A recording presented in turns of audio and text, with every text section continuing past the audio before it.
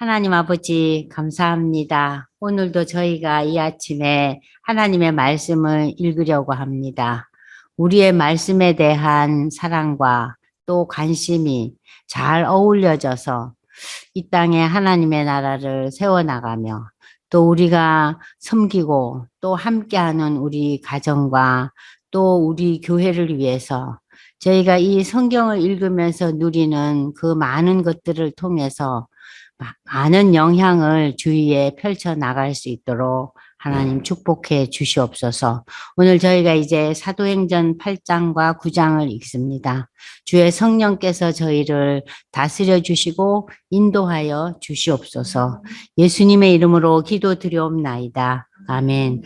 저희가 지난 주일에 그 스데반 집사, 그 예루살렘 교회가 너무나 이제 성도들이 늘어가면서 그 집사를 이제 세우잖아요. 집사를 세우는데 그 집사들 중에서 특히 스데반에 대한 공부를 했어요. 이 스데반이 설교를 하잖아요. 그죠?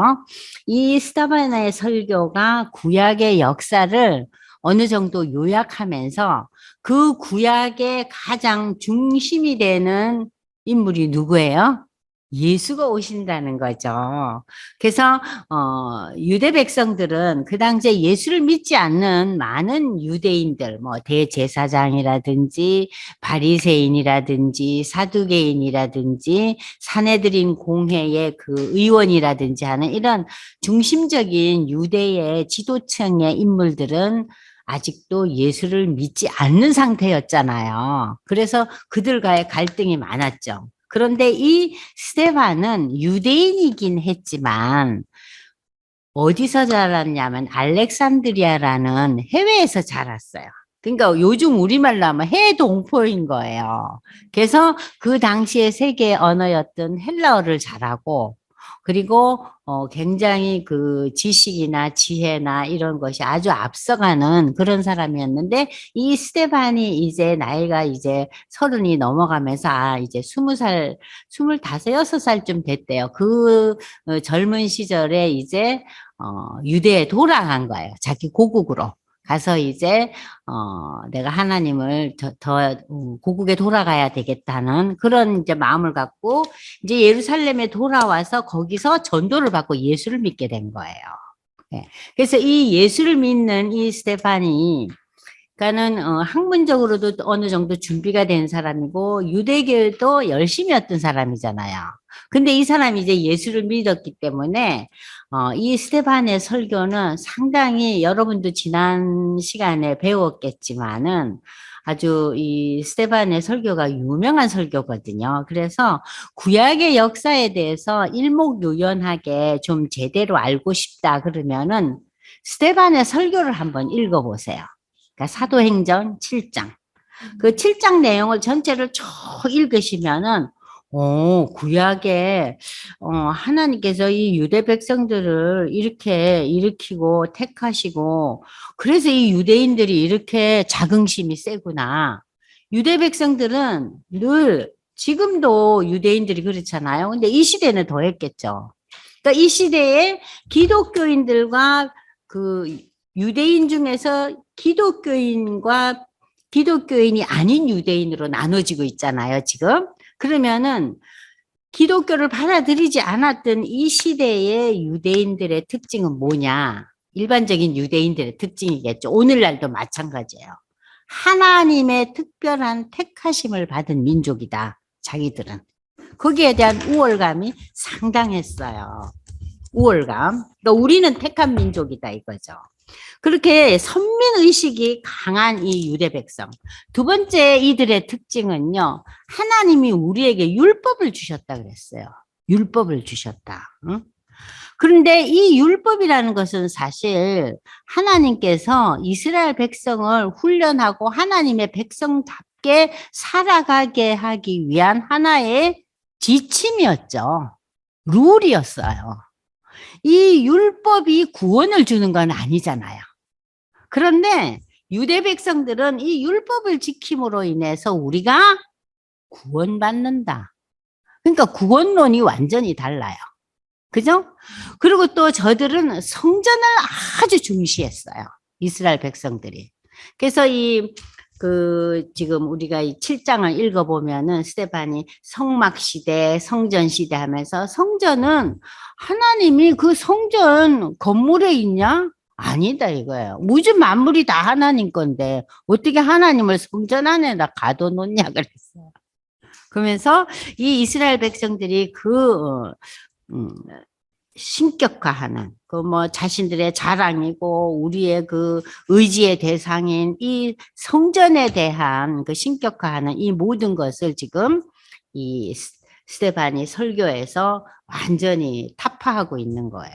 그러면서 이 모든 중심은 어디냐? 구약의 예언의 모든 중심은 예수다라는 것을 지난번에 제가 이제 설명을 드렸는데 여기 보시면은 제일 중요한 그 본문만 한번 읽고 저희가 이제 8장으로 넘어가려고 그럽니다.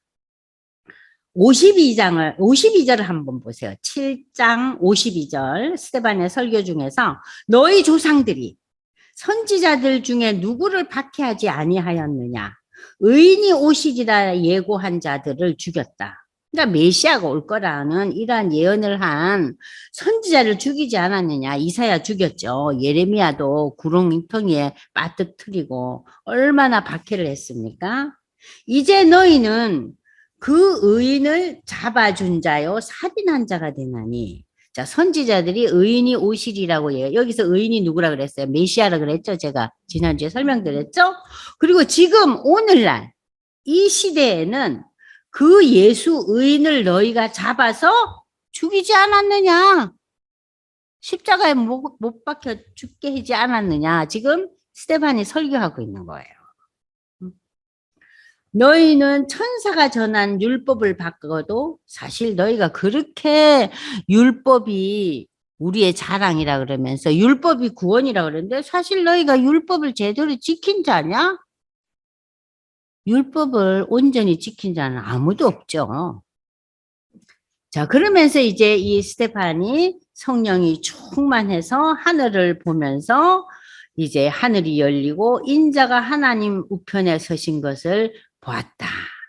그러니까 스데반이 지금 이제 이 세상을 떠나면서 여기서 인자가 누굴 가리켜요? 예수께서 하나님 우편에 앉아 있는 걸 봤다. 이게 이제 기록이 되고 있으니까는 이런 설교를 하니까 기존의 유대의 지도층들은 뭐라 그래요? 저 인간이 미쳤다는 거예요. 응? 그러면서 소리를 지르고 길을 막고 돌로 쳐 죽인 거예요. 그런데 그 소리를 막고 막 소동이 벌어진 거예요. 그래서 이 58절에 어떤 인물이 나타나요? 사울이 나타나요. 그 자리에 누가 있었어요? 사울이 있었어요. 그러면 이 사울, 나중에 바울이 되죠. 이 사울과 스데반은 거의 동년배 나이였어요.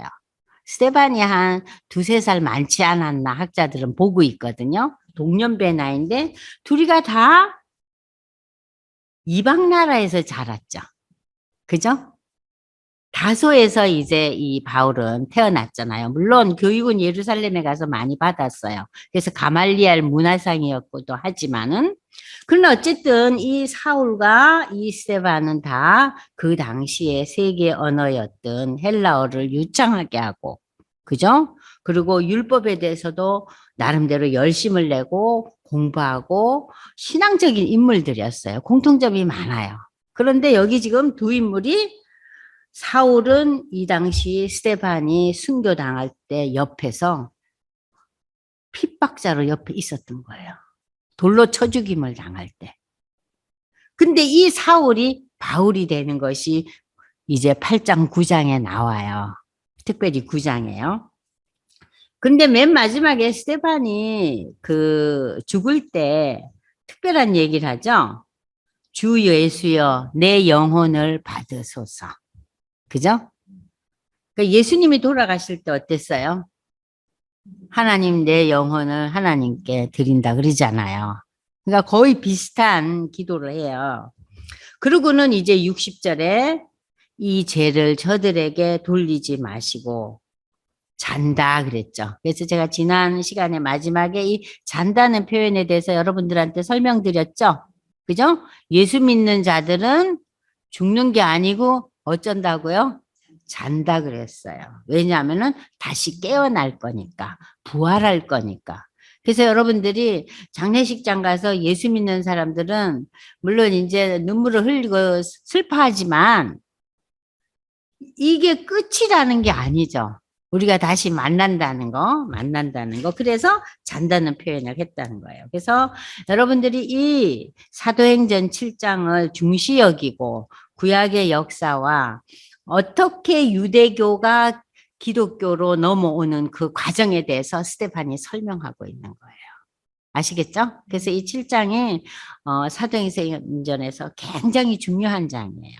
그리고 이 사도 바울이 나중에 이 스데반의 설교와 사도행전 15장에 나오는 첫 번째 그 예루살렘 종교회의의 내용을 기본으로 해서 바울의 구원론이 탄생해요. 좀 이제 몇 주 있으면 저희가 이제 15장 공부할 거예요.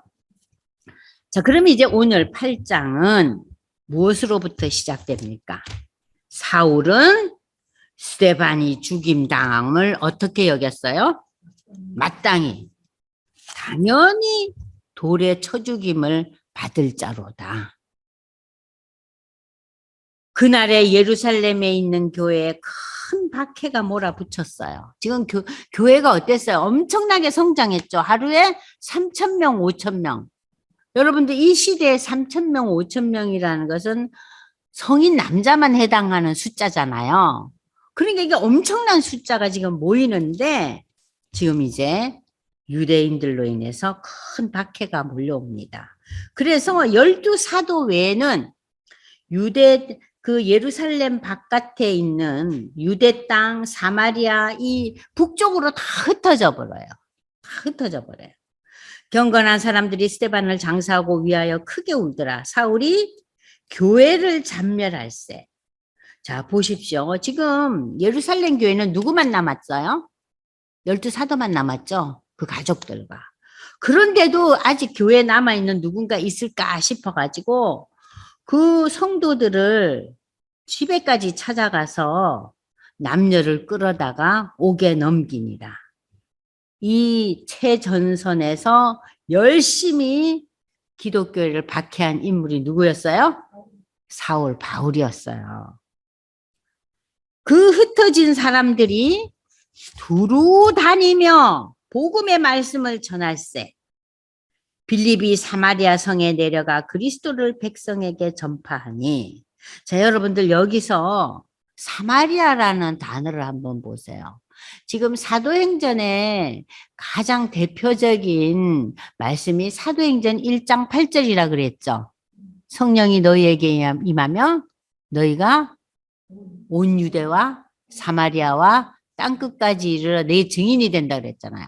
근데 지금 예루살렘 그 유대 땅 예루살렘에서 지금 복음이 벗어나기 시작했죠. 그리고 지금 어디로 갔어요? 사마리아로 넘어가는 거예요. 피박 때문에. 그래서 여러분들 한번 프린트를 한번 펼쳐 보시기 바랍니다. 15페이지입니다. 15페이지 보시면은요. 사마리아에 그 전파된 복음을 보면은 하루 3,000명, 5,000명씩 회개하고 죽게 돌아오는 성령의 역사로 예루살렘 교회가 큰 부흥을 일으켰죠. 그러나 교회와 성도에게 밀어닥친 유대 지도자들의 핍박으로 이미 7장에서 스데반 집사는 순교를 당하고 12사도만 예루살렘 교회에 남고 믿는 무리들이 지금 사마리아와 소아시아 지방으로 흩어져 갑니다. 이로 인해 핍박을 통해 복음은 예루살렘에 머물지 않고 소아시아와 유럽으로 펼쳐지는 성령의 역사가 일어납니다. 하나님의 놀라운 역사죠. 핍박의 결과로 복음은 전파됩니다.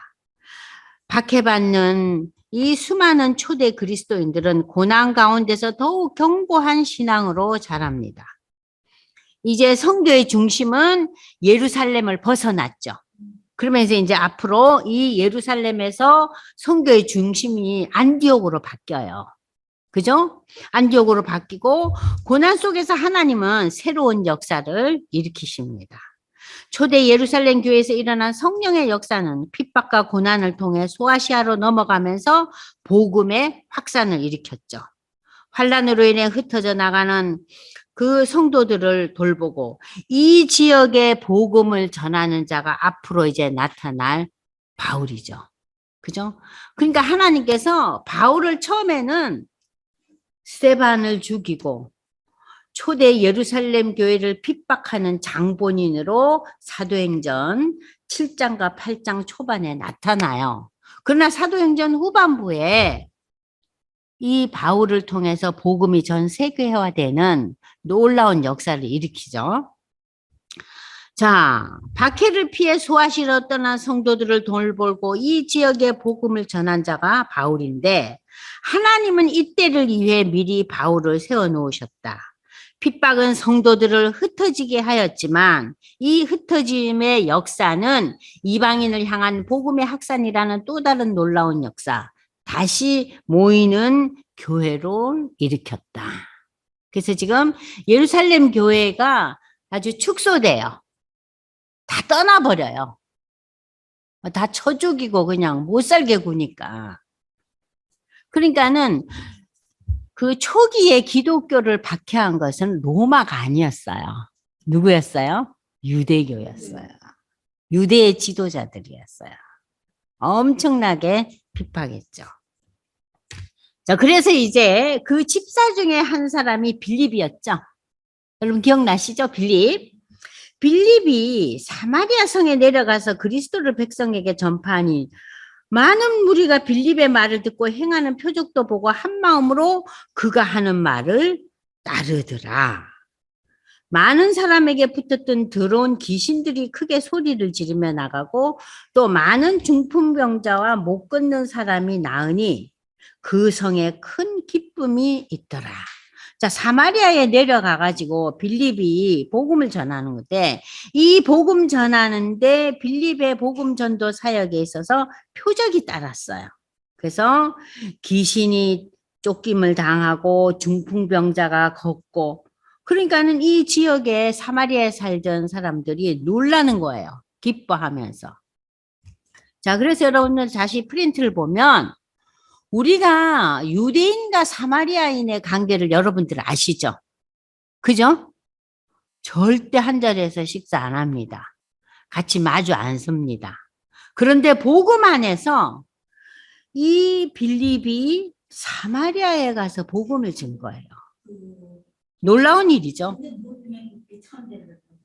왜 천대를 받냐? 제가 지난 시간에 잠깐 설명했죠. 이 사마리아 지역은요. 어떤 지역이었어요? 북왕국의 지역이었어요. 자, 솔로몬 이후에 왕국이 분열되죠? 북이스라엘 왕국과 남유다 왕국으로. 그래서 이 북이스라엘 왕국의 수도가 사마리아예요. 그런데 이 북왕국은 BC 722년에 멸망하잖아요. 누구에게? 당대의 대국이었던 아수르에게. 그 아수르에게 이제 멸망을 하는데 722년 BC에 그러니까는 그 남유다가 바벨론 포로가 되기 이전에 북왕국도 하나님께서 멸망당하게 해요. 왜냐? 북왕국이 하나님을 거부하고 우상을 섬기잖아요. 그죠? 우상을 섬기잖아요, 여기도.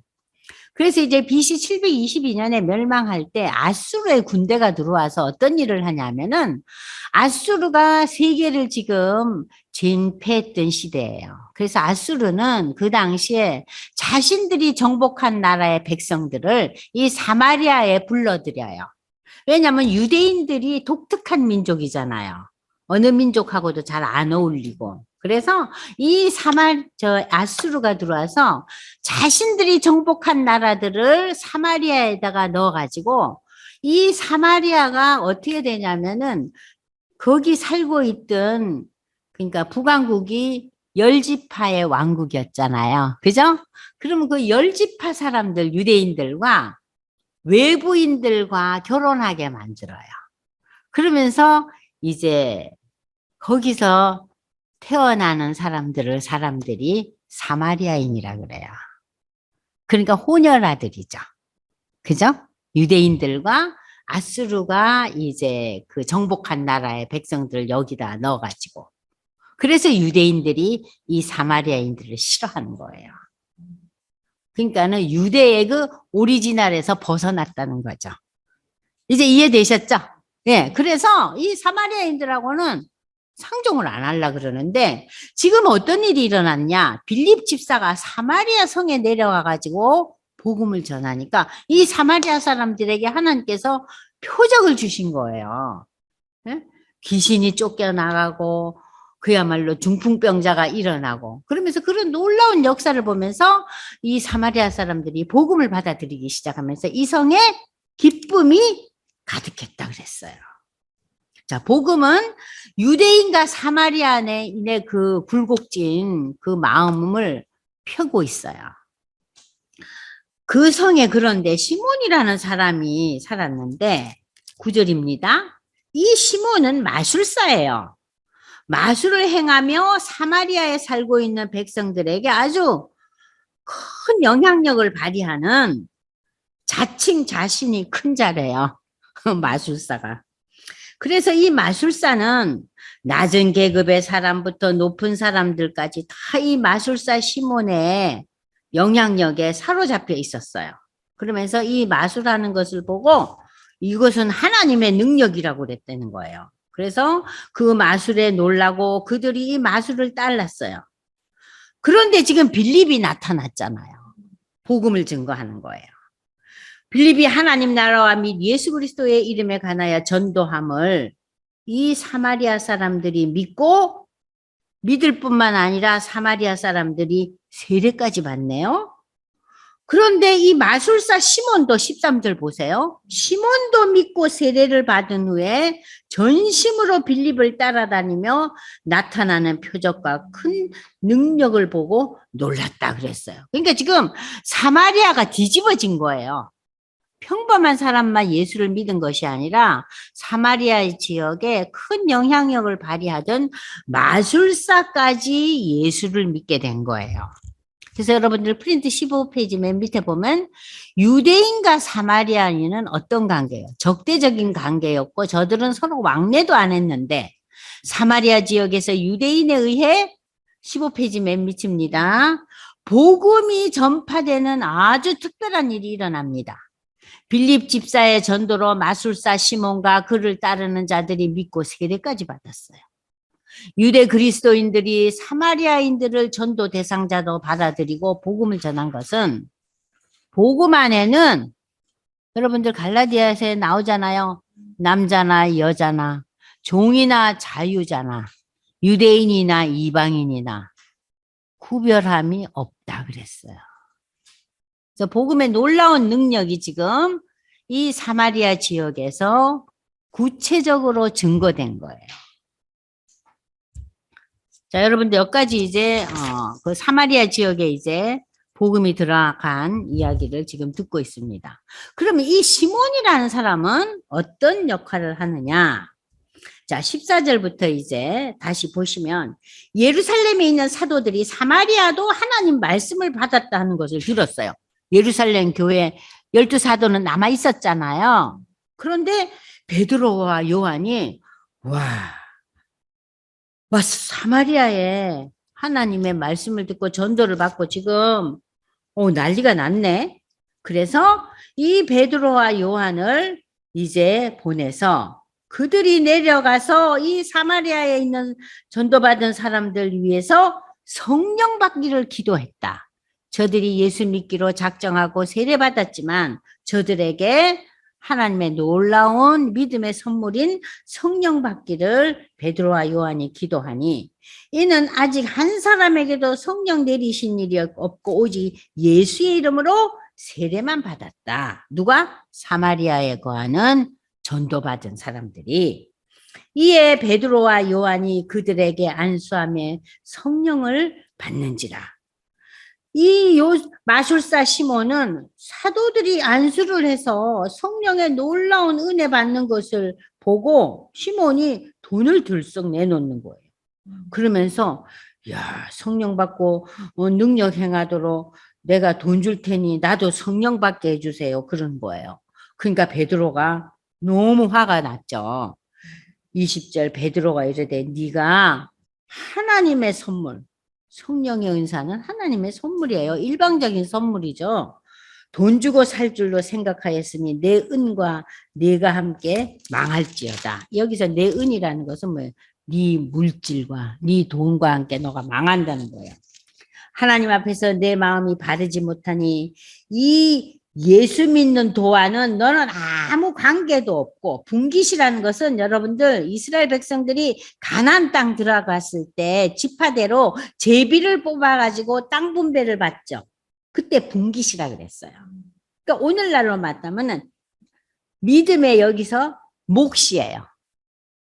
너는 이제 예수 믿는 이 도와는 아무 상관이 없고 이 믿음의 도에서 주는 선물, 몫을 넌 아무것도 못 받는다는 거예요. 믿음의 그 선물 몫이 뭐예요? 성령을 선물로 받잖아요. 그거 못 받는다는 거예요. 그러니까 베드로가 굉장히 강경하죠? 그죠? 지난번에 아나니아와 삽비라는 어떻게 됐어요? 감춰가지고 그날로 부부가 죽잖아요. 그때 제가 뭐라고 설명했어요? 성령을 거스리고 성령을 속이는 죄를 하나님은 용서하지 못한다 그랬잖아요. 그러므로 너의 이 악함을 회개하고 주께 기도하라. 혹 마음에 품는 것을 사여 주시리라. 내가 보니 너는 악독이 가득하며 불의에 매은 바 되었도다. 이 마술사 시몬은 마음이 열려가지고요. 나를 위하여 주께 기도하여 말한 것이 하나도 내게 임하지 않게 하소서. 그러니까 내가 아까 뭐라 그래요? 너는 예수 믿는 도와 관계도 없고 예수 믿는 그 은혜의 축복의 선물 너는 아무것도 받을 수가 없다. 응? 그런 것이 나에게 임하지 않게 해달라고. 응? 그렇게 시몬이 금세 자기를 돌아보면서 얘기하고 있습니다. 그럼 프린트에서 제가 시몬이라는 사람에 대해서 설명을 했어요. 당시 로마 제국에는 16페이지 맨 위입니다. 마술이 보편적으로 행해졌어요. 요즘 여러분들 요새 마술 요즘도 그게 젊은 애들한테도 인기돼요. TV 프로그램에 많이 나옵니다. 그죠? 이 마술이 보편적으로 행해졌고, 네. 마술은 일종의 속임수잖아요. 그죠? 유대인들은 사마리아인들이 마술에 관련되어 있다고 생각했어요. 그래서 이 유대인들은 이 사마리아 사람들을 더 싫어했어요. 특별히 사마리아 성에 살던 마술사 시몬은 많은 사람들로부터 큰 자로 불리웠고 이를 하나님의 능력으로까지 믿었어요.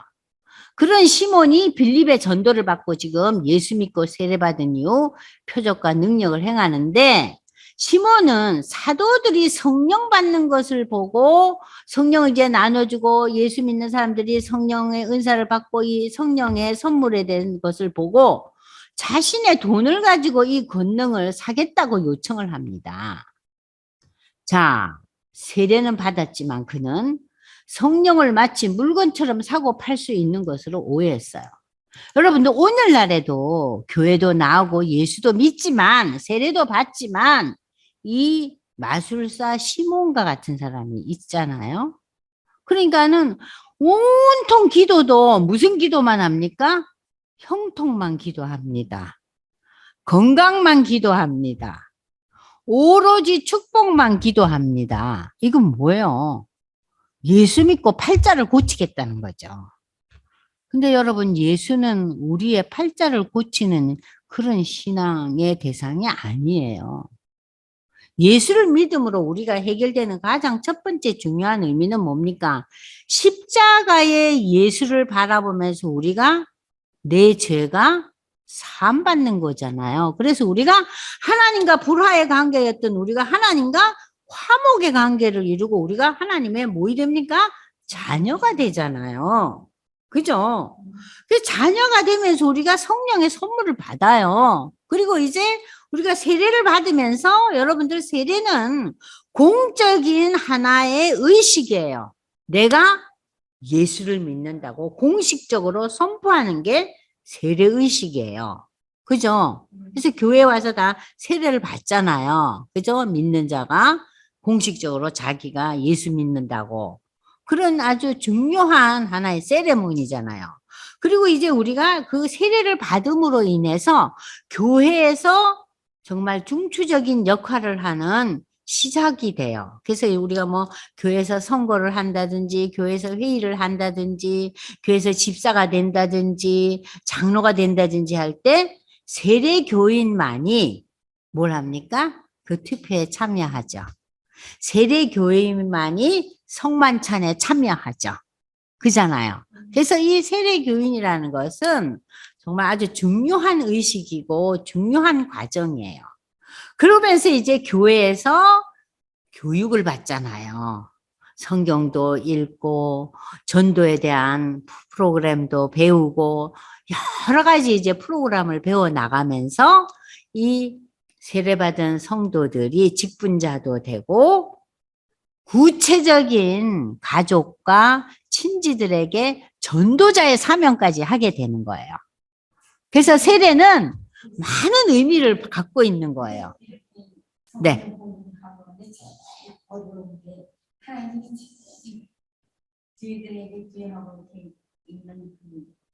네. 네. 지금 이제 여기, 네. 오늘 이제 여기 이제 지금 교회 와서 듣는 분도 계셔요. 또 여기 이제 그 우리가 줌에 들어와서 이제 화면으로 통해서 공부하시는 분도 있지만, 우리가 이제 예수를 믿게 되고, 교회에서 세례를 받게 되고, 성도로서 우리가 성경도 공부하고, 또 봉사도 하고, 그죠? 교회 봉사도 하고, 여러 가지 이제 신앙의 그 영역을 넓혀가잖아요. 그러면서 이제 마지막에 이제 우리에게 주어진 것이 이제 그 과정 속에서 전도하는 거잖아요. 아직 우리 남편이 예수를 믿지 않는다. 아직 우리의 시어머님이 전혀 예수 믿지 않고 아직도 뭐 절에 다니신다. 그럼 우리에게 참 중요한 역할이 지금 부여받아진 거잖아요. 그분들 위해서 기도하고 전도해야 되잖아요. 그리고 내가 참 친하게 지내는 친구가 예수를 믿다가 어느 날 그냥 시험에 당해가지고 교회도 안 나오고 신앙이 지금 완전히 그냥 가라앉았다. 자, 그런 사람들한테 다시 신앙의 회복을 위해서 우리가 또 그것도 일종의 전도잖아요. 정말 할 일이 태산같이 많아지는 거예요. 자, 그래서 이 세례의 과정이라는 것이 굉장히 중요해요. 그 세례를 받고 난 뒤 우리가 한 단계, 한 단계 하나님의 자녀로서 이 땅에 살면서 하나님의 나라에 가는 것을 준비하는 거죠. 자, 그래서 이제 이 세례를 이제 받고 난 뒤에 저들이 아직 체험하지 못한 성령 받는 것을 이제 저들이 이제 사모하고 여기에 대해서 시몬과의 갈등 속에서 이제 베드로의 그 권면을 듣고 시몬이 흔쾌히 받아들이는 놀라운 장면입니다. 그래서 지금 25절 보세요. 베드로와 요한이 주의 말씀을 이 사마리아에 정언하여 말한 후에 예루살렘에 돌아가고 사마리아인의 여러 마을에서 복음을 전하니라. 그러니까 돌아가기 전에 저들이 뭘 했어요? 사마리아 땅에 복음을 전한 거예요. 그러니까는 복음은 이제 사마리아인과 유대인의 그 앙금을 파헤치고 복음 안에서 저들이 다 한 형제가 되는 거예요. 자, 그리고 난 뒤에 이제 사마리아의 복음의 물꼬가 이제 터트려지면서 하나님의 사자가 26절 보세요. 주의 사자가 빌립 집사에게 나타납니다. 야, 남쪽으로 가서 예루살렘에서 가사로 내려가는 길까지. 지금 사마리아는 북쪽이잖아요. 그럼 예루살렘이 한참 내려가면 예루살렘에서 더 내려가서 가사가 내려가. 이게 지금 몇백 킬로예요. 그럼 이 시대에 무슨 자동차가 있어요? 기차가 있어요? 고속버스가 있어요? 얼마나 멀어요? 이 길을 천사가 나타나서 빌립에게 가라는 거예요. 그런데 그 길이 도로가 있는 길이에요. 광야래요. 얼마나 어려운 여정입니까? 광야인데 네가 일어나 가서 글로 가라는 거예요. 그래서 빌립은 주저치 않고 당장 일어나 가서 보니 에디오피아 사람, 곧 에디오피아 여왕 간닥의 모든 국고를 맡은 관리인 네시가 하나님을 예배하러 예루살렘에 왔다는 거예요. 그럼 이 시대에 이 에디오피아는 흑인이잖아요. 이 사람들이 어떻게 하나님을 예배하러 왔느냐? 여러분, 이 시대는요, 지금 로마가 세계의 패권을 잡은 시대였어요. 그죠? 그러면 정치적으로, 법적으로는 로마가 세계를 다스렸죠. 그죠? 로마는 힘의 나라였어요. 그 시대에. 그러면 로마가 다스리는 이 시대에, 그러면 이 시대의 문화와 이 시대의 예술과 이 시대의 철학과 이 시대의 지혜를 다스린 것은 어느 문화예요? 헬라예요. 그리스의 철학과 지혜가 이 시대를 다스리고 있었어요. 그러니까 로마가 그 시대를 정치적으로 다스렸지만 그 시대의 정신은 어디에 깔려 있었어요? 헬라 문화에 깔려 있었어요. 그러면 이 시대의 또 다른 측면은 뭐냐? 종교는 많은 이방인들이 우상을 섬겼지만 이 시대의 식자들이나 많은 사람들은 유대의 종교, 유대의 율법에 대해서 굉장히 주목을 했어요. 그러니까 유대인들이 믿는 하나님, 하나님이 저들에게 주셨다는 그 율법, 이 율법이 참 대단한 법이다. 그래서 이 많은 세계의 식자들과 사람들이 종교는 유대 것이다 하면서 이 세 가지 카테고리를 법과 질서, 정치는 로마라면 그 당시의 시대 정신을 이렇게 지배하고 문화와 예술과 철학과 지혜를 움직이는 헬라, 그리고 종교는 율법을 가지고 있는 유대였어요. 이 세 가지가 세계를 움직이는 힘이었어요. 그 시대에 누가 오셨어요? 예수님이 오신 거예요. 그러니까 이 시대에 주위의 사람들이 유대인들이 섬기는 하나님과 율법에 대해서 많이 전해 들었어요. 그래서 여기 보십시오. 에디오피아의 모든 국고를 맡은 관리인이라는 것은 일종의 뭐라 그럴까요? 국고를 맡았다 그러면은 뭐 상당한 뭐 재경부 장관이라 그러나요? 뭐예요? 뭐 하여튼 뭐 모든 이 국가에서 제일 큰 힘을 가진 자죠. 그런데 이 간다게라는 것은 우리가 이집트의 왕을 바로라 그러잖아요. 그죠? 바로. 그러면 이 에디오피아의 여왕을 간다게라 그랬대요. 그러니까 간다게가 사람 이름이 아니죠. 타이틀이죠. 네, 간다게. 그러니까 여왕이라는 거예요. 이 에디오피아의 큰 지도자였던 네시가, 근데 왜 이 국고를 맡고 이 나라에 큰 역할을 한 사람들은 네시였냐면은 이 시대에는요, 말하자면은 고위직을 맡은 자들은 많이 거세를 했대요. 거세를 하게 되면은 대부분이 결혼을 안 하고 싱글들이잖아요. 그렇게 되면은 많은 것에 연루되기가 좀 차단이 되죠. 그래서 저는 이 시대의 왕들이나 황제나 여왕들이 참 대단하다. 그러니까는 자신이 가진 권력을 자기 가족이나 이런 데서 차단시키기 위해서 내시의 제도를 만든 거예요. 어떻게 생각하세요? 참 인간의 지혜가 사악하고 때로는 참 명석하죠. 그죠? 국고가 새어나가는 그 방법을 이렇게 차단시키는 거예요. 자, 그러니까 큰 인물인 이 네시가 하나님을 예배하러 예루살렘에 왔어요.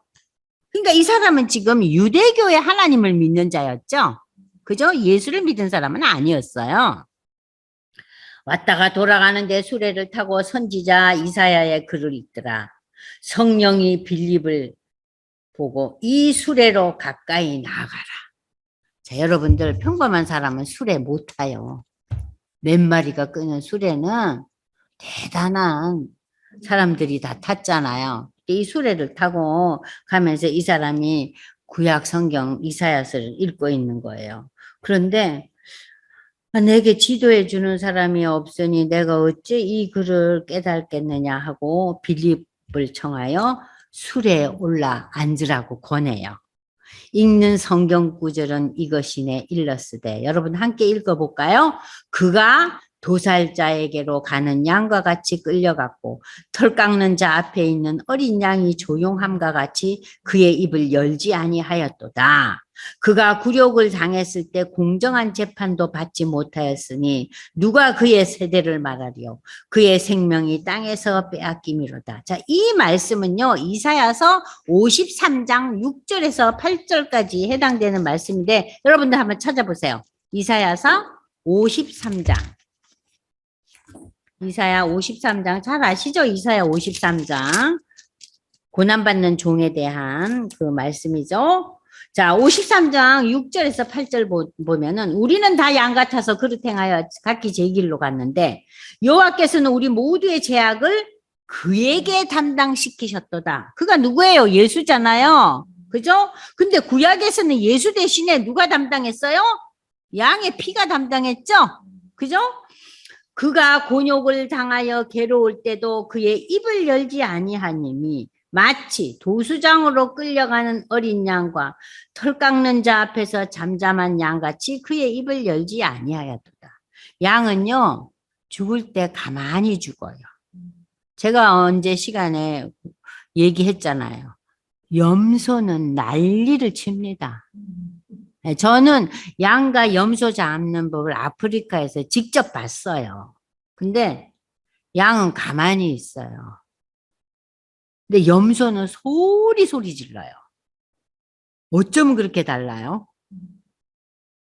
그러니까 이 양처럼 예수님이 십자가에 못 박혀 달려 돌아가실 때 소리 지르고 그 난리 법석을 안 떨잖아요.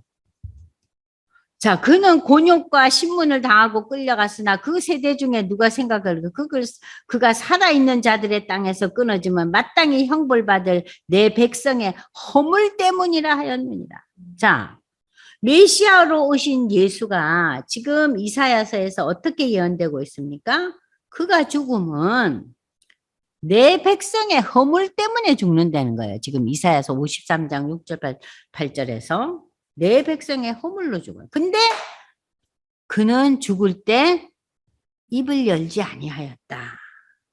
라고 지금 이사야 53장을 이제 인용을 하면서 자, 입을 열지 아니하였다. 그런데 그가 굴욕을 당했을 때 매 맞고 끌려가고 그저 십자가 지고 끌려가잖아요.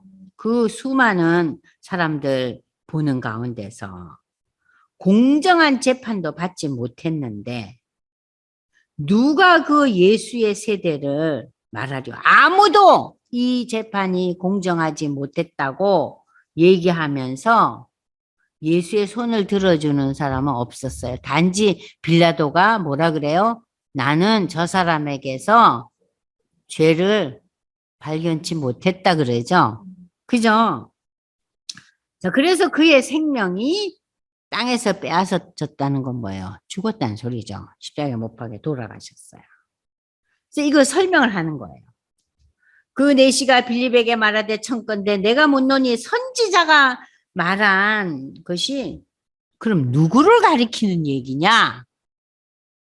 이게 누구 얘기냐? 양같이 끌려갔다는데 아무 말도 안 하고 그리고 공정한 재판도 못 받고 죽었다는데 이 사람이 누구냐 하고 물어요. 이 내시가. 자, 자기를 가리킴이냐 타인을 가리킴이냐고 물어요. 그래서 빌립이 이 사람이 마음이 지금 열려 있잖아요. 이 내시가 예수를 가르쳐 복음을 전한 거예요. 자, 구약의 이스라엘 백성들은 자신의 죄를 양의 피로 대신했지만 이제 오실 메시아 예수가 이제 피 흘리고 돌아가신다. 십자가에서. 그래서 그 예수의 십자가의 피공로를 바라보고 믿고 예수를 나의 주로 고백하는 자에게는 하나님의 자녀가 되는 권세를 준다. 이게 복음 아닙니까? 그죠? 자, 그러면서 이제 복음을 가르치고 전했더니 길 가다가 이 내시가요. 참 특별하죠? 야, 여기 물이 있으니 내가 세례를 받겠다는 거예요. 세례를 받겠다는 거예요. 그러니까 이 내시에게 성령이 임한 거예요. 그죠? 그러면서 이제 이에 명하여 수레를 멈추고 빌립과 내시가 둘 다 물에 내려가 빌립이 세례를 베풀고 그래서 어떤 학자들은요. 이 내시가 유대교에 대한 그 신앙이 그 당시에 많이 알려져 있었기 때문에 하나님을 믿은 자로서 이 내시가 기독교에 대한 내용을 어느 정도 듣고 있지 않았는가. 기독교에 대해서. 그러니까 지금 예수가 오셔서 돌아가시고 예수에 대한 신앙이 예루살렘에서 이렇게 퍼져나가고 사마리아까지 이렇게 조금씩 많은 사람들이 믿고 있다. 그래서 지금 예루살렘이요. 들끓고 있었어요. 여러분들 몇천 명씩 믿었으니까. 그래서 이 사람이 뭔가를 좀 듣고 있지 않았는가. 그러니까 이 세례라는 얘기를 하지 않았는가. 그래서 이 사람이 복음에 대한 것을 어느 정도 좀 듣고 있었던 게 아닌가 하는 얘기도 있어요. 네네네네. 네. 그래서 세례를 받는데 내가 누가 맡겠냐 이거예요. 내가 세례 받는 걸 누가 맡겠느냐 이 얘기예요. 그 완전히 마음이 열린 거죠. 그죠? 그래서 수레를 멈추고 빌립과 내시가 둘 다 물에 내려가 빌립이 세례를 베풀고 둘이 물에서 올라올 때 주의 영이 빌립을 이끌어 간지라. 내시는 기쁨으로 길을 떠나면서 다시는 내시를 보지 못했다 그랬는데 학자들이 이 내시가 에티오피아 최초의 전도자가 된 것으로 전해지고 있어요. 이 에티오피아의 내시가 에티오피아에 처음으로 이제 예수를 제대로 믿는 자로서 예수의 전도자가 되었다는 그러한 기록이 남겨져 있다고 합니다. 근데 여기서 39절에 보면은 이 내시가 기쁨으로 그랬죠. 기쁨으로. 아까 우리가 사마리아 성에 복음이 전해지고 온갖 그야말로 표적과 이적이 뒤따랐을 때 8장 8절에 그 사마리아의 성에 무엇이 있었다 그랬어요? 기쁨이 있었더라 그랬어요. 그래서 예수를 믿어도 아직 기쁨이 없고 예수를 믿어도 맨날 우울하면은요 문제 있는 성도죠. 그죠? 그러니까 내가 참 이런저런 일로 아직 어렵고 힘들고 세상이 보기에는 저 여자가 되게 힘든데 어찌 저리 얼굴이 그래도 밝고 명랑하냐 이런 반응을 우리가 받아야 돼요. 어머, 저 사람은 예수도 믿고 자식들도 괜찮고 뭐 다 괜찮은데 왜 저렇게 찡그리고 다녀? 예수 믿는다면서? 이러면 이거 예수 못 믿는 얘기예요. 예수를 믿게 되면 성령의 인도함을 받아서 우리가 기쁨을 누릴 수 있어야 돼요.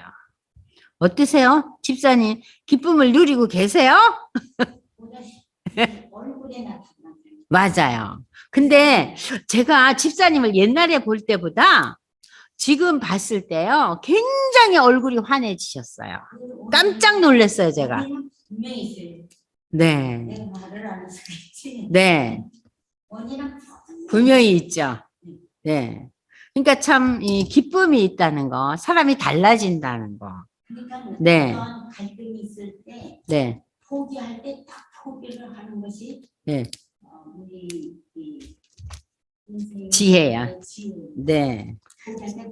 네. 집사님이 지금 얼굴이 예전에 볼 때보다 굉장히 기쁨이 있고 얼굴이 환해졌다 그러니까 이 집사님이 그런 간증을 하시네요. 어려울 때 여러 가지를 포기도 하게 되고 그런 지혜를 하나님 주셨다 그러는데 정말 그런 것 같아요. 그리고 이제 빌립은 아소도에 나타나 여러 성을 지나다니며 복음을 전하고 가이사랴에 이르니라. 자, 여기에서 이제 프린트를 다시 보시면은 여러분들 보십시오. 자, 성령이 빌립을 초자연적으로 이끌어갔고 홀로 남은 내시는 에디오피아의 최초의 전도자가 되었고, 자, 이 아소도와 가이사라 이 지역을 지나서 빌립은 정말 조금 전에는 어디에 있었어요? 사마리아에 있었잖아요. 그러다가 다시 광야를 거쳐서 에디오피아 네시아를 만나가지고 복음을 전하다가 다시 또 어디로 가요? 가사와 요빠의 중간에 구약에서는 아스돌이라는데 이게 이 지역도 굉장히 예루살렘에서 먼 지역이에요. 거기 이제 유대 접경 지역인데 애국과 유대 접경 지역에까지 이르러서 이제 복음을 전하는, 그냥 온 데를 다니면서 복음을 전하는 그러한 전도자가 되었다는 거예요. 빌립 얘기는 나중에 또 나와요. 그때 제가 다시 설명을 하겠습니다. 오늘 저희는 7장에서 스데반의 설교의 그 중요한 부분과 8장에 와서 예루살렘의 박해가 임하자 정말 예수님의 명령대로 유대 땅을 거쳐서 사마리아에 이르기까지, 그리고 사마리아뿐만 아니라 유대 땅 밑에 저 애굽 국경 지역에까지 복음이 증거되는 놀라운 역사를 핍박으로 인해서 복음이 더 확산되는 은혜의 역사를 사도행전 8장에서 보았어요. 그러니까는 때로는 환난과 핍박이 무엇을 일으킵니까? 하나님의 놀라운 선교의 역사를 일으킬 수도 있어요. 그러니까 우리가 어려울 때, 이 어려움이 내가 더 복음에 대한, 신앙에 대한 확신을 갖고 오히려 더 단단해지고, 나의 이 어려움이 많은 사람들에게, 야, 저 사람이 참 어려운데도 참 잘 극복하고 예수 믿으며 산다는 산 증인이 돼가지고 또 우리가 복음의 한 페이지, 역사의 한 페이지를 쓸 수도 있는 거죠. 그죠? 자, 오늘 여기까지 이제 8장까지 하고 여러분들 잠시 이제 9장으로 이제 넘어가서 9장 조금 하고 이제 쉬는 시간 갖겠어요. 9장은요, 8장이 사마리아 땅에 복음이 들어가는 스토리라면 9장은 7장에서 바울이 어땠어요? 사울이라는 이름을 가지고 스데반을 죽이는데 한몫했죠. 그리고 예루살렘 교회에 남아있던 사람들을 계속해서 잡아가둔다 그랬잖아요. 그게 8장 1, 2절이었잖아요. 근데 9장에 와서 이 사울이라는 자가 하나님의 부르심을 받고 하나님의 놀라운 은혜의 사역자가 되는 것이 9장이에요. 아주 놀라운 반전이죠. 자, 그래서 9장 1절에 보면은 사울이 주의 제자들에 대하여 여전히 위협과 사기가 등등하여 대제사장에 가서 다메섹 여러 회당에 가져갈 공문을 청하니, 자, 공문을 청하니 이는 만일 그 도를 따르는 사람을 만나면 남녀를 막론하고 결박해 예루살렘에. 자, 이 얘기는 뭐냐면 지금요, 예루살렘에서 놀라운 역사를 일으킨 이 복음이 핍박으로 인해서 사마리아와 남쪽 북쪽으로, 예루살렘을 중심으로 해서 북쪽 남쪽으로 유대 땅 전체 복음이 퍼져나가고 있잖아요. 그러니까 지금 사울이 열이 받은 거예요. 그래가지고 대제사장에 가서 다메섹 지역의 회당은 뭐예요? 유대인들은 어느 지역에, 그러니까 자기 땅을 떠나서 다른 나라 지역에 가면은 반드시 뭘 만들어요? 회당을 만들었어요. 회당을. 왜냐하면은 유대인들이 그 먼 지역에 가서 이제 성전이 없잖아요. 성전이. 유대인들이 성전을 귀하게 여긴다고 제가 조금 전에 설명했죠? 그러니까 이 회당을 만들어서 이 회당에서 저희들이 모여서 함께 하나님을 예배하며 찬양하며 율법을 읽는 그런 유대인들의 그 예배 처소예요, 이 회당이. 그러니까 곳곳에 있었어요. 그러니까 다메섹의 그 회당에 가서, 야, 또 거기서도 탈퇴해가지고 예수 믿는 도를 따르겠다고 회당에 안 나고 딴 데로 간 사람들이 있잖아요. 유대인들 중에. 그런 사람들을 잡아가두려고. 그 도를 따르는 사람을 이제 만나면은 남녀를 막론하고 결박하여 예루살렘으로 잡아오려 합니다. 그런데 그 가는 길이 사울이 길을 가다가 다메섹에 가까이 이르더니 호련히 하늘로부터 빛이 그를 둘러 비추는지라. 자, 빛이 비쳤어요. 빛. 땅에 엎드려져 들으며 소리가 있어 이르시되 사울아 사울아 네가 어째서 나를 박해하느냐 하시기를 대답하여 주여 누구시오니까 이르시되 나는 네가 박해하는 예수라. 너는 일어나 시내로 들어가서 내가 행할 다메섹 그 도시 중심지로 들어가서 내가 행할 것을 내게 이를 자가 있다는 거예요. 네가 앞으로 뭘 할지 누군가 너를 만나러 올 것이다. 응? 그 사람을 만나라는 거예요. 그렇게 같이 가던 사람들은 그 하나님의 음성, 예수의 목소리만 듣고 얼굴을 보지도 못하고 말도 못하고 너무 놀래갖고 서 있더라. 사울이 땅에서 일어나 눈을 떴으나 아무것도 보지 못하고 사람의 손에 끌려 다메섹으로 들어가서 사흘 동안 보지 못하고 먹지 못하고 마시지도 아니하니라. 자, 여기서 사울은 너무나 큰 충격을 받죠.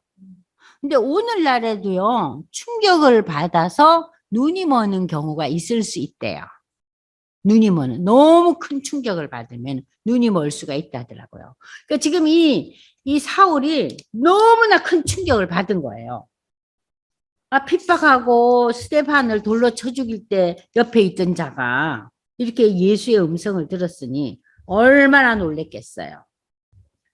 자, 그때에 다메섹에 아나니아라는 제자가 있었는데 이 제자는 주께서 환상 중에 아나니아야 불렀더니 주여 내가 여기 있나이다 하니 주께서 너는 집가라 하는 그 중심 거리로 가서 유다의 집에 다섯 사람 사울이라는 사람을 찾아라. 그가 기도하고 있을 것이다. 그가 아나니아라는 사람이 들어와서 자기에게 안수하여 다시 보게 하는 것을 보았느니라 하시거늘 아나니아가 대답하되 주여 이 사람에 대하여 내가 여러 사람에게 들었는데 그가 살렘에 있을 때 많은 그리스도인 성도들에게 엄청난 박해를 끼쳤다고 하는데 여기서도 주의 이름을 부르는 모든 사람을 결박할 권한을 대제사장에게 부여받은 자인데 아니 이게 무슨 소리입니까? 그러는 거예요. 사울이라는 사람은 이런 사람인데 왜 이 사람을 만나라니요? 이게 무슨 얘기입니까? 이런 거예요. 그러니까 주께서 뭐라 그럽니까? 여러분들 15절 16절 함께 읽어보겠습니다. 가라. 이 사람은 내 이름을 이방인과 이스라엘 자손들에게 전하기 위한 택한 나의 그릇이라. 그가 내 이름을 위하여 얼마나 고난을 받아야 할 것을 내가 그에게 보이리라 하시니 아나니아가 즉시로 그 집을 찾아가서 바울에게 안수를 합니다. 그러면서 바울을 보고 뭐라 그래요? 형제라 그래요. 자, 예수님이 나타나서 이 주신 말씀을 듣고 핍박자 사울에게 이 아나니아가 무엇이라고 불러요? 형제라고 불러요. 그리스도 안에서 형제라는 거예요. 이제 형제 사울아 주 곧 내가 오는 길에 나타나셨는데 예수께서 나를 보내 너로 다시 보게 하시고 성령으로 충만하게 하신다 하니 즉시 사울의 눈에서 비늘 같은 것이 벗어져 다시 보게 된지라 일어나 세례를 받고 음식을 먹으며 강건하여지니라. 자, 여기에서 우리는 이 바울의 회심에 대해서 여러분들 프린트로 이제 넘어가겠습니다. 프린트 보이시죠? 회심 이전에 사울, 이름이 핍박자 사울이었죠. 그럼 이 핍박자 사울은 헬라어예요. 헬라어 이름이에요. 그럼 이 헬라어로 이 사울이라는 이름은 큰 자라는 의미도 있어요. 아주 큰 자, 대단한 자. 그런 의미도 있고 두 번째, 이 바울의 가정에서 이 바울의 가정이 로마의 시민권을 가진 사람들이었잖아요. 그래서 상당히 부를 축적한 사람이었어요. 그 집안이. 그런데 이 유대인들에게 있어서 첫 번째 초대 왕이 누구였죠? 사울이었잖아요. 사울. 사울 왕이었죠. 구약에. 이 사울 왕은 베냐민 지파였죠. 그죠? 근데 이 바울이 베냐민 지파예요. 그래서 이 베냐민 지파로서 왕된 사람은 사울뿐이잖아요. 그 뒤에는 다 유다 지파잖아요. 그죠? 그래서 이 사울이라는 이름을 이 가족들이 지어준 거예요. 사울 왕을 생각하고 또 이 헬라어로는 사울이라는 이름이 아주 큰 자, 대단한 사람이라는 뜻을 가졌기 때문에. 그런데 회심하고 난 뒤에 사울을 바울이라고 바꾸죠. 이 바울은 뜻이 작은 자예요. 완전히 달라지죠. 회심을 위한 하나님의 독특한 역사는 어떻게 일어납니까? 하늘로부터 빛이 둘러 비치고 예수님의 음성이 들렸어요. 여러분들 성화 보면은요, 뭐가 있죠? 빛이 있죠. 빛이 있잖아요. 응? 아우라 있잖아요. 빛이 환하게 있잖아요. 아무것도 보지 못하고 그리고 마시지도 못하고 먹지도 못한데 장님이 돼가지고 담에색으로 돌아가는데 그는 사흘 동안 못 보고 먹지도 못한 아주 그냥 특별한 그러한 경험을 하게 됩니다. 근데 여러분들 3일 동안 먹지도 마시지도 보지도 못한 이 상태를 이제 이 바울의 생애를 완전히 새 사람으로 만드는 거예요. 그래서 우리도 하나님 새 사람 만들기 위해서 저도 뭐 하루 정도 보도 못하고 먹도 못하고 마시지 못해도 이렇게 바울처럼 완전히 새 사람 되게 한다면은 이러한 경험도 괜찮네요 싶더라고요. 그죠? 어렵고 힘들지만. 자, 바울이란 이 작은 자로서의 회심이 이제 15절에서 19절에 나타나는데 부활하신 예수님이 사울에게 나타나신 것은 신적 존재의 현현에 해당한다. 그러니까 하나님이 구체적으로 나타나신 거예요. 예루살렘에서 시작된 성령 강림의 역사. 그죠? 우리가 사도행전 2장에 나타난 성령 강림의 역사 3장. 그죠? 4장. 초대 예루살렘 교회의 태동과 부흥. 그리고 몰아친 유대인들의 핍박. 그래서 복음이 사마리아와 이방인 내시에게 전파되는 지금까지의 그 과정을 통해서 이제 하나님은 누구를 세웁니까? 바울을 통해서 이제 유대 땅을 넘어서서 소아시아로 넘어가는 지금 전초전이에요. 지금까지는 어때요? 예루살렘을 거점으로 해서 북쪽과 남쪽 지역으로. 남쪽은 내시가 살던 그 애굽 땅 그 접경 지역이었잖아요. 에디오피아. 그럼 북쪽은 어디예요? 사마리아 성이 있는. 그러니까 그 지역에 지금 복음이 전파되고 이제 앞으로 복음은 어디로 갑니까? 소아시아. 오늘날의 터키로 갑니다. 그래서 이 터키의 복음을 증거할 자로 지금 하나님께서 누구를 세운 거예요? 바울을 세우신 거예요. 놀라운 역사죠. 근데 우리가 알 수 있는 것은 이 바울의 회심은 극적인 회심이죠. 그럼 여러분들 요 프린트 보세요. 극적인 회심은 그 18% 정도에 해당된대요. 그러니까는 사도 바울의 회심처럼 어느 날 예상치 못한 그 독특한 그러한 체험을 하는 경우가 있고요. 대부분 성도들은 점진적인 회심. 그러니까는 내가 누구의 전도를 받게 되고 또 전도를 안 받았지만 우리 친구가 나한테 뭐 적극적으로 전도를 안 하지만 쟤 한번 따라가 볼까 하는 마음이 생겨서 이제 교회를 댕기고 그 교회의 일원이 되면서 차츰차츰 성경을 읽고 세례를 받고 그러면서 봉사를 하고 이런 활동을 통해서 믿음이 점점 자라가는 이런 회심을 점진적인 회심인데 이게 대부분이에요. 82%고 또 세 번째는 부흥회나 집회를 통해서 갑자기 복음을 초청받는 경우가 있죠.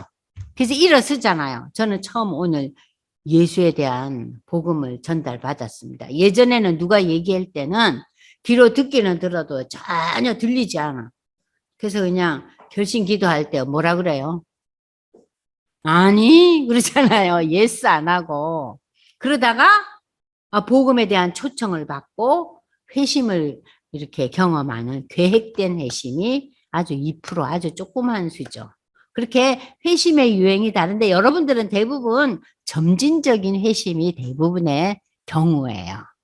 자, 그러면 우리가 여기까지 하고 잠깐 쉬는 시간을 갖겠습니다.